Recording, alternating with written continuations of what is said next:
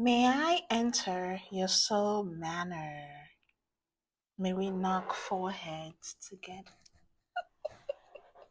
If you're not doing these two things, what are you doing? You're flirting wrong, you're doing relationships wrong. You and your boyfriend should come together and form new rules for your love life. Or just kidding. Oh, I may have forgotten to give the spoiler disclaimer, but here you have it. This will be laden with spoilers, okay?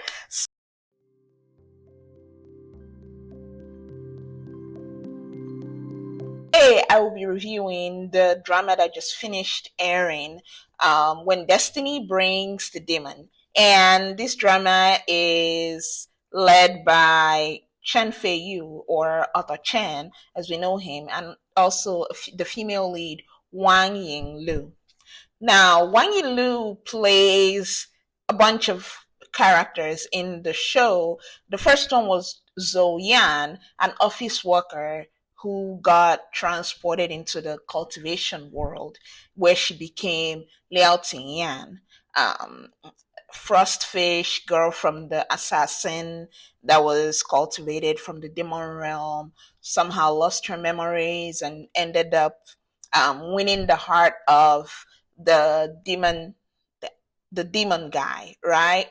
But she also plays Yan, another character again, where she lost her memories again and became Shi Chanlu's daughter. Shi Chanlu is one of the evil guys in the drama, right? And then we come to Sima Jiao, played by Arthur Chen, and he is the last remaining person of the Sima clan, and his whole clan basically they are being hunted, not hunted, but they were being used for their bloodline, which restricted the demon realm and also has the properties of helping boost cultivation.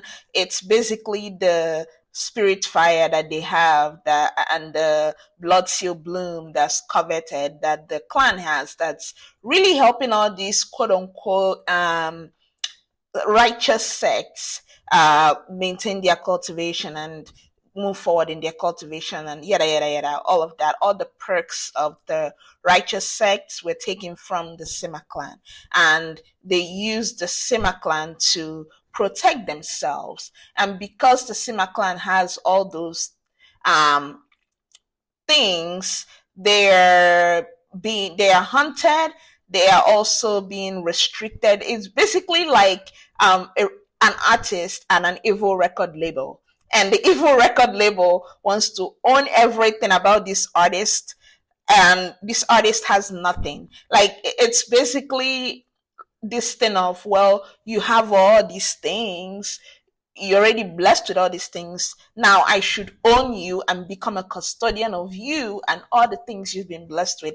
And you should not feel bad for that. You should actually feel good because you have those things in abundance. So that's basically what this righteous sect led by Shi Qianlu is doing to the Sima clan. And because of that, the Sima clan actually just became extinct. Now there are people that have the Function bloodline that's also related to the Sima clan. So the Sima clan has that same bloodline, that Function bloodline, and that bloodline has the capability of also sustaining the spirit fire.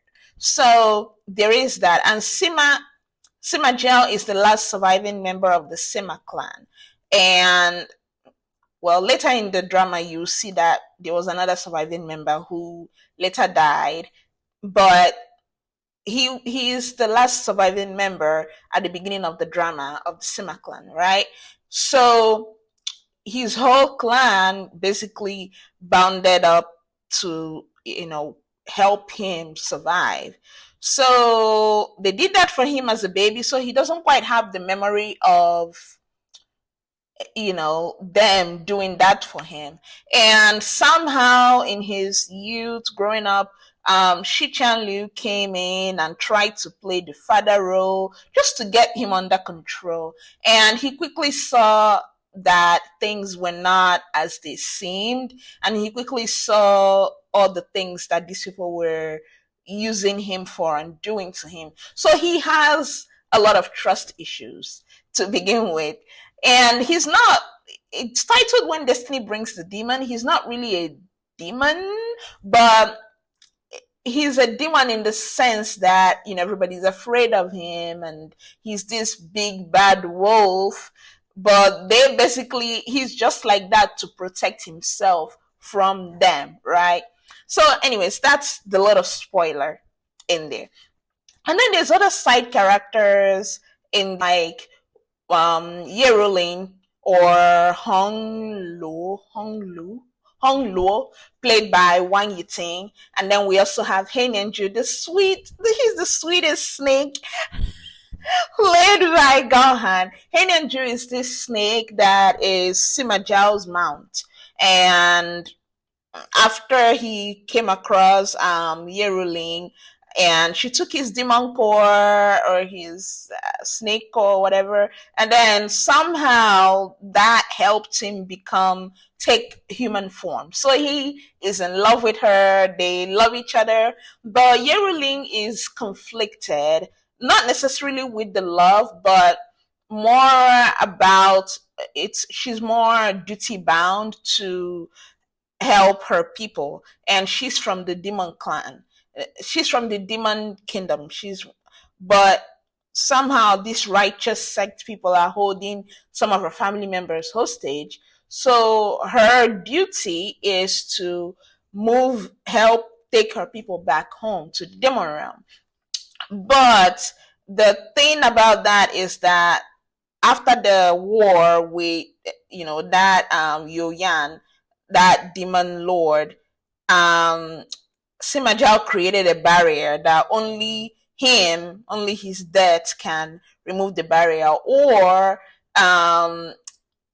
someone that has that extreme cold in them, like Liao Tingyan, although she didn't know her identity at that time, can also help them move across. So Yeruling, even though she has become friends, like real friends with Liao Tingyan, because she saw that Liao Tingyan did not mean her any harm, she's also falling in love with Henyanju. She still has this duty to her people, and she's very conflicted, and she's just basically, sometimes she wants to move ahead and be this person for her people, and then the friendship part kicks in and the love part kicks in, and she starts questioning herself. And then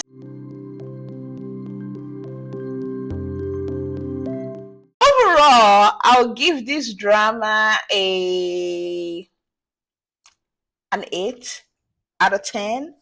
And it's a good drama. It's not like anything mind blowing, but it's really good. Upper Chen Feiyu, he did very well. The last thing I saw him in was season 1 of Evernight, where he played God, what was his name in there? I think it's Wang Chui or Feng Chui or whatever. He was like basically the chosen one. Well, there are many chosen ones in Evernight, but he was this really talented young man, and the girl that he was hiding, I think that he was helping navigate the world, that like his female companion. They weren't quite like lovers, whatever. He was more like a protector and friend to her, protector friend. They had that brother sister relationship. It wasn't quite lover. It was more like they didn't quite know where they stood, but it was mainly the protector relationship, right? It was after around season 2 where Dylan Wang took over and the lines felt like they were blurring. But again, season 1, Upper Chen played Ning Chui, I think that's his name. Ning Chui. I think that was his name in that show. But anyways, that was my introduction to Otto Chen actually. And then this Wang Yinlu, this actress, I've never seen her before. I've never seen any drama, anything from her before. So them together, it already brought some kind of freshness because I've never seen her before. I've never seen any of her dramas. I shouldn't say I've never seen her before. I've never seen any of her dramas before. So that alone brought freshness. For example, if you see um for example, if you see jealousy in a drama, right? You know that it's not that you know what to expect, but you've seen like there are certain. It's almost like the essence of somebody. Like even though they play a completely different role, there's just something in them that feels familiar, right? Um, but this actress brought some kind of freshness because I don't know her. Like she doesn't feel familiar to me. Like I don't know. Oh, she's gonna be funny in this part of the show. She's gonna make me laugh. Like, and I'm using jealousy as an example. Um, uh, there is that show, A Journey to Love. Is it A Journey to Love? That actress, the main actress in A Journey to Love, in like assassin shows, like if you see that actress in a show, God, I can't remember her name, but if you see her in a show, you expect kickassery. Like even like you know that there is no way she's gonna just sit there and be a sitting duck, and somebody would do something to her and she would not react. Or even if she doesn't react in the moment, she will bring her revenge later. Like you know what I mean? Like there's just certain things that you start to expect even if the roles are completely different, like even if it's like a take, like or like when they're gonna cry they like go like there's just something that you expect that makes it feel a little familiar even if it's a completely different role, right? So with this actress, that felt it was very new, I've never seen her before, so she brought that freshness. And then another thing that was a bit different was there was more skinship in this drama. I was just like, what is going on in the universe? I like this. And I like how it's not too much. Not like too much skinship where it's like everybody is has their clothes off. It's not like that. But there's just that element of romance in the air. This is happening. We just did the deed, but you can't prove it, but you know. Like it was I dig it, okay? So there was that also brought a certain kind of freshness to it. And another thing is usually with genre dramas, I can't tell you how many dramas I've watched where, somebody has to um advance their cultivation. So they go to their body, their real immortal body is laying down in the bed in the immortal realm, and then um their soul goes to earth and takes on a new body and goes through their trials and tribulations. Like if there's a drama like that tomorrow, I'll probably watch just to see if they do anything different. But I feel like it's gotten to the point where a lot of people are starting to be a little tired of that trope. So I like how they mixed and matched tropes with this drama. They put a little bit of amnesia in there. They put the whole getting reborn and reincarnated as something else, but then there's still some memory, like some traces of your past life. Like it's not quite, the cookie cutter, you know how it's gonna go. Like it's not quite like that. So I like that also brought another element of freshness to it. So there's that. What else? I also like how the snake is such a sweetheart. Normally, I don't know. Like normally, snakes in dramas are hit or miss. But anybody, like even when they go to fight, like I know Simajao will be okay. But once Haney and Ju starts fight, I'm just like, you guys better not touch that snake. You better not touch the snake. So yeah, I was cheering for a snake, y'all. Oh, we're here now. Okay. But back to serious business. One thing I like that this drama kept bringing up and kept bringing up and kept bringing up is that topic that everybody swears they discuss. Like you get tired of discussing this topic, and that is the topic of nature versus nurture. And there's always the whole thing of, oh, it's not in someone's nature to do this. Oh, it's not in their nature to do this. Oh, even if it's in their nature, if you put them in this environment and do this and do this and do this and do this and do this for them, you would change them.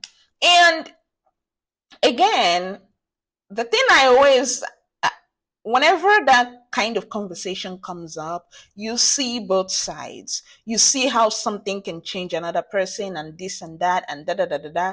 You see that. But then you also start asking, okay, fine. If you do all these things for that person and somehow they find themselves in a situation where all those things are gone, like when their back is against the wall, like there's always that, you never know what's going to come out. You don't know if whatever nature they have is going to hold up against those years and years and years of training and nurturing or whatever. You really don't know. I am beginning to feel like that is the case. Like you really don't know. And that is one thing that's beautiful about, well, I won't say just beautiful. It's one thing that is frightening. That uncertainty, it's frightening and it's also beautiful whenever it comes to human beings, because you really don't know. Like you may be at the worst time in your life, and the person that might come true for you will be that stepmother that hated your guts when you were a teenager. And you swear she hated you and you know you hate her, and then she will be the one that will come true for you and hold you up. You never know.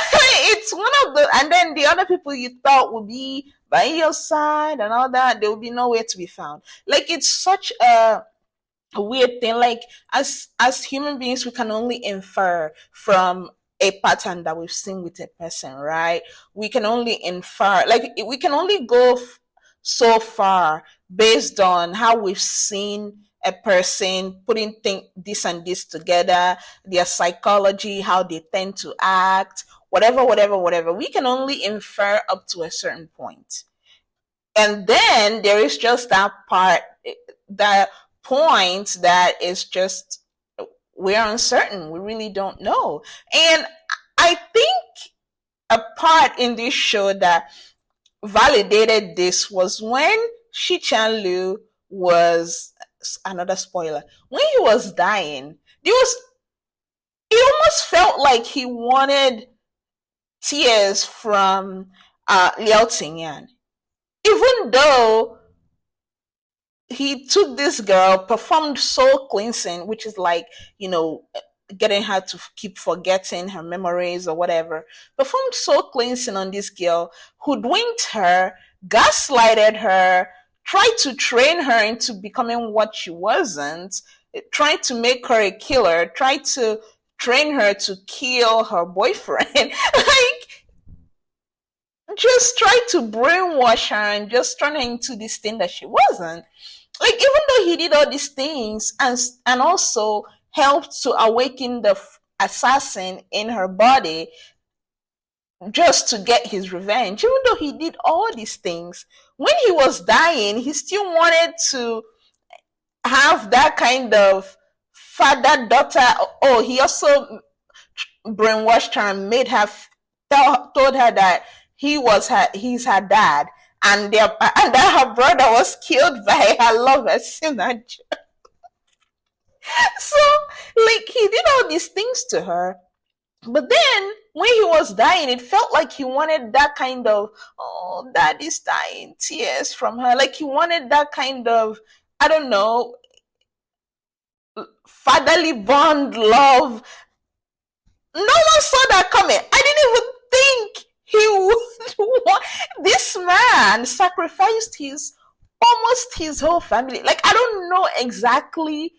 I don't know if it's because he spent that time with Liao Tingyang taking care of him, like 18 years of her just taking care of, well, him taking care of her a little bit, but her more taking care of him. I don't know if that was where this tiny feeling came from, but I could swear there was that in that show. You guys tell me if I'm overthinking it, okay? It's that. And then there's also another part of that conversation of nature versus nurture where it's like, okay, fine, you are being nurtured, let's say by parents or whatever, and they can do this through many things, through religion, teaching you values or whatever. But then there comes a certain point in your life where you take over that nurturing. So even if, let's say, your parents did a shit job of nurturing you or whatever, fine. Now you have taken over. What have you done with yourself? Like, it takes, now you are in the driver's seat. You are the one now nurturing yourself. You are the one defining your values. You are the one defining the things you would never do. You are the one defining the things you would do if your back was against the wall, right? And again, we see a lot of these things by what we consume, right? So you see all these gurus that say, what are you willing to do for your goals today, or whatever? Like, what are you willing to do to get that rich man, or what are you doing willing to do to get that job at the 500 fortune company or whatever? Like, it's almost like there is this thing of you have to push your limits, and there's also this thing where you get to a certain point in your life and you realize that morals are not one size fit all. Like, what might be moral to you might be immoral to someone else, or what might be defined by, let's say, if you're Christian or Muslim, but your Christian values or your Muslim values are what someone considers a hindrance to them. And you're not gonna follow the crowd all the time. It will come to a point where you're like, okay, this is something I will never do. Even if my feet was held against the fire, I will never do this. And then you have to keep up with that when your feet is actually held against the fire. Because you may say that today and everything, and then when you are in that situation, you find yourself doing those things you said you would never do. So again, that whole nature versus nurture conversation keeps coming in, right? And we see this a lot with Shi Lu, like even sacrificing his family to. It went from his goals, and we saw how everybody grew throughout the show, right? Shi Lu's goals morphed all the way. So it went from securing that those cultivation lines and making his own spirit fire, and feeding it to the using the function bloodline to feed the spirit fire, right? So that his own clan can have their own spirit fire and all that. He wanted to be immortal. He wanted to be um to live forever. He wanted that. So we see how that went from when Sima Zhao destroyed all his plans. It went from that all the way to revenge. And that revenge became something that he sacrificed everything for. He sacrificed his family, just everything, just to get that revenge. Like, he would do things and then justify it with revenge, with, oh, I'm doing this because of my family, even though he's doing it because of hatred and this and that, but he's doing it because of his family. You will find a reason for that, okay? You will find a reason. But yes, and then you look at Liao Tingyang. She said she will never kill. And that is her bottom line. Like, she will never kill, and she held up to that up to a certain extent. And then we saw, even when Sima first started to kill, like how she felt through it. Like, it wasn't in her nature. And not just it wasn't in her nature, she also retained her 21st century sense and memories, I guess. So killing somebody in the 21st century is a crime. And it's also something that the society values teaches you is wrong. So that's also what she took with her to the cultivation room. She will never kill somebody. And then it was also really not in her nature. Like, you can be trying to beat her up and she would just be like, oh, and then she would be moving around and trying to hide or whatever. Like, she really is that. It's not even in her nature to do that. But then we saw how when she became Cheyenne, and Shi Chen Liu adopted her and taught her how to fight, how to kill, and do all these things. And she lived in extreme hunger and poverty. And if you didn't learn to survive for yourself and fight, you just would not make it. And even then, she wasn't quite a killer. She was more like someone that cleaned up dead bodies. And the time that she actually killed somebody was when they killed her friend. So we saw how that morphed, and then she got to the point where that first fish was released. And even then, even though first fish was an assassin, she still did not kill indiscriminately. she she was like, okay, I am just gonna do this person that tried to kill me, I'm gonna fight back. Like, that was her thing, and that was it. Like, she wasn't like, oh, I'm gonna sacrifice 20 kids to feed my cultivation or whatever. She just was not that person. Another thing, another angle that I think is missing from that whole what are you willing to do for your goals or whatever is the angle of what will you never do. And that was what I was trying to talk about with Shi Chen Liu and Liao Tingyan. Like, what will you never do? Even if push comes to shove, your back is against the wall, they are like, it's you do this or that $20 million, you will never get it. Like, what will you never do for that? Whatever that thing is for you, what will you never do? We see a part of this in the long ballad with Princess Leanne, played by Zhao Lucy. I'm talking about Zhao Lucy a lot today, and I think uh, because I remember long ballad, that was why I started talking about her. But we see that with her, where you remember that time where I can't remember which episode it was, but there were these armies that were raiding places and they were making everybody kneel down. And she was a princess in that show, so she refused to kneel down. They tried to force her and everything. She said she would never kneel. Like, that was her breaking point. Like, I kneel for no one. But we also, the time before they did anything, help came and she got saved. But sometimes you also wonder, like, what would have been the consequences of her not kneeling? Would she have, been, lost her life? She never got pushed to that point. But again, she could have just said, I do whatever you want to do to me, I never kneel. So you also have to be okay with the consequences of, okay, this is something I'll never do, and whatever these consequences are, they're okay with me. It might be not getting that $10 million or $20 million or whatever it was, right? And another part of this whole thing, again, this whole thing you'll never do, is when you come across somebody that will never do something. Because sometimes people look at people that say, oh,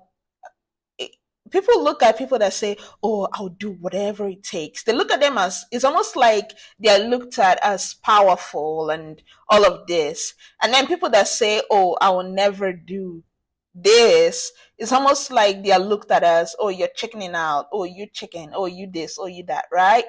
But then the other part that's missing in that conversation is this person might say, oh, I never do this. That doesn't mean that they will, you have to also think of the silent part that they're not saying, right? So remember how the relationship gurus will tell you, if you go on a date with a man and he tells you, I'm not looking for anything serious right now, they'll tell you the missing part of that conversation is with you. So people that never do something, they'll tell you, oh, I never fight. The missing part of that conversation, because then you'll be like, oh, she never fights, oh, he never fights. No, because the missing part of that conversation could be, I never fight physically, but I will kill you legally. I never, the missing part of that conversation could be, I never fight, but I will get people to beat the shit out of you. It could be, I never fight, but I will make you lose your mind and you will go to jail and also lose your freedom. So you have to be very careful with how you look at people that say they never do something. And again, that is portrayed in this show with Liao Tingyan. Like when her friend was killed, that was a point. Like she never kills, but her friend and her man, my man, I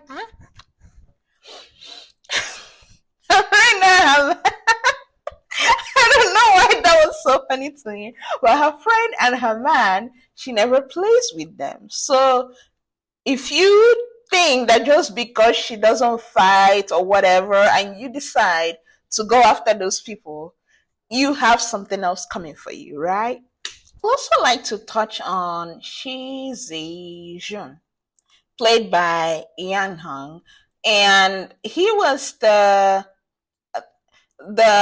guy that had that function bloodline, and he was stating that courtesan who gave birth to their daughter that also had the function bloodline that was later possessed by that demon lord, right? But I want to talk about that Shi Zijun's character for a little bit, and how they basically Shi Chanliu and his cohorts basically used him to almost like a breeder, so to marry all these women and procreate just to get more of people with that function bloodline, and then they would take them to this mountain where they had that spirit fire so they can use their blood to feed the spirit fire, right? But I wanted to touch on this because this is something that a lot of men say they want, and they could be lying or not lying or whatever, but having multiple women and all of that, they like to say, a lot of men like to say they want that, but the silent part does not say this. They want that when they are in control of that. Because we saw how this man, like his whole freedom was just stripped away and he was turned into a breeder. Like a lot of people swear, oh, if I can just have all the beautiful women in the world, and it would just be, yeah, you only want that fantasy, and you only want that when you have the freedom to choose and the freedom to decide your own fate.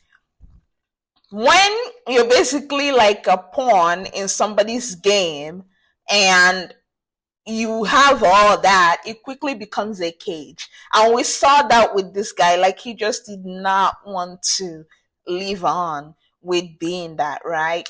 And it made me think of an episode of that TV show. It's an American TV show called Claws with Nicey Nash. There were a bunch of Florida nail techs that did like these amazing, beautiful nails, and that was why it's called Claws. But then in that show, there was also a lot of some crime and all that was in that circle, and also some drama. But I remember Nicey Nash's boyfriend in that show. he likes to be, when they were doing the do, right? And that was all fine and dandy. He didn't do it to other people. He liked it done to him, right? But then this sex crazed woman kidnaps him and basically uses him as an sex slave for a bunch of time, and was one of the things she did to him. And when he came back, when he escaped and came back from that, like, this is not funny, but when he escaped and came back from that, he refused to be again, ever again. He refused. He was never gonna be. He became allergic to it. So this made me think of that scenario. Like, it's a lot of these things that, people say they want, that maybe someone considers taboo or whatever. Many times it's because, sometimes it could be because of trauma or whatever. But many times after they go through some traumatic thing that has to do with that particular fantasy or that particular thing they like, they quit. They quit doing it. They quit. They don't want it anymore. Now, there are some people that may go all the way to the other side and even add more to that. But a lot of times, it's not always, I mean, you want the thing, but you also want the freedom attached to that thing. And you want to be able to call the shots for your life when it comes to that particular thing. The moment another person holds the reins, you start singing a different tune. Most times. These particular topics came up a lot when I was watching this TV show. And again, good job, author Chen. I'll go see more of his dramas because I don't like that. I've only seen one. I've only seen Evernight season 1, and that's the only thing I've seen him in. And also, this actress, this is my first time watching her. She did a very good job, and I really want to see more of what she does in the future. And the actress that also plays Hong Lo, she is also a good one. And again, this whole nature versus nurture thing applies to her too. And this whole what will you never do applies to her. Like, when push came to shove in that when Sima Jiao was fighting Shi Chen Liu, the night that everything went to dust and a lot of them lost their memories, her reflex was to save Liao Tingyan. Like, her reflex. So it proved that she was more stuck between a rock and a hard place, even though in the beginning it felt like she sussed out Liao Tingyan and latched onto her because, Liao Tingyan is like fun, free, carefree, unsuspecting, just wants to be lazy, doesn't really seem much like a threat as when it comes to when compared to the other girls that were sent in there to go and seduce Sima Jiao. So that was what endeared both Sima Jiao and Hong Lo's character to her, because she made her, I guess her superpower was just not being non-threatening and actually being non-threatening. I mean, except the whole assassin thing in her body that wasn't awakened yet.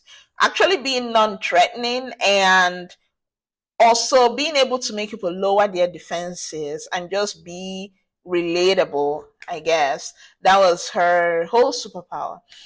Hong Luo's sister, she would have been the one to do anything, be down for whatever to get her people back home. But unfortunately, fortunately for the story and the characters, but unfortunately for her, she did not make it with the rest of them. So yes, have you watched this show? Please let me know what you think about it. Did you like it? Did you not like it? What stood out most to you? And please make sure to like and subscribe and follow and comment. I love to read your comments. I love when you message me and DM me on Twitter or TikTok about these shows. I really love to hear what you guys think. And again, in case you did not know, I am a writer, I'm a poet, and my debut poetry collection is on Amazon.com. It's called Tasteful Hypocrisy. Actually, I have it right here. And very soon, right now, I have it on Kindle Unlimited. I have the ebook, and I also have the paperback on Amazon.com. But very soon, mark my words, it will be coming to your soulmate. Oh, no. Very soon, it will be coming to Google Play and also Apple Play, so you will be able to read it there as well if you're outside the United States and you're not able to um, go on Amazon for it. But if you are and you have Kindle Unlimited, make sure you check it out. I think it has a month or two left to be on Kindle Unlimited before I put it on Google Play and other places. So, Tasteful Hypocrisy. Yes, I love you guys. Thank you so much for your support. It means a lot to me. Okay. Now, let's knock foreheads. Okay. Bye.